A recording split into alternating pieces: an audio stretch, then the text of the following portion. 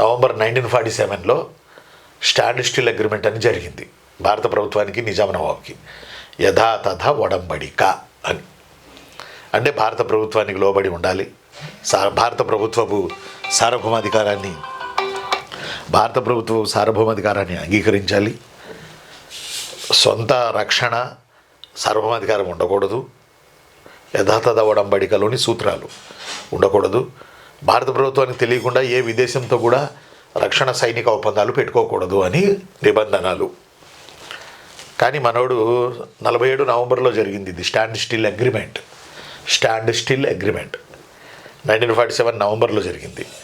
కానీ మనోడు ఉల్లంఘించి పాకిస్తాన్ సైన్యాన్ని దించడం, పాకిస్తాన్ మందుగుండు సామగ్రిని దించడం, రకరకాలుగా ఇతర దేశాల సహాయాలు కోరడం, తమని దేశంగా గుర్తించమని ఐక్యరాజ్య సమితికి 7 కోట్ల ఖర్చుతో ఒకటిని అక్కడికి పంపి, ఒక ప్రతినిధిని పంపి వాదింపజేయడం ఒకటి కాదు.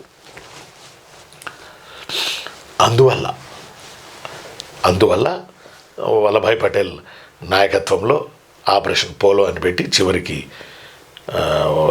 5 రోజులు ఆపరేషన్ పోలో పెట్టి నిజాంని సెప్టెంబర్ 17కి దించేశారు.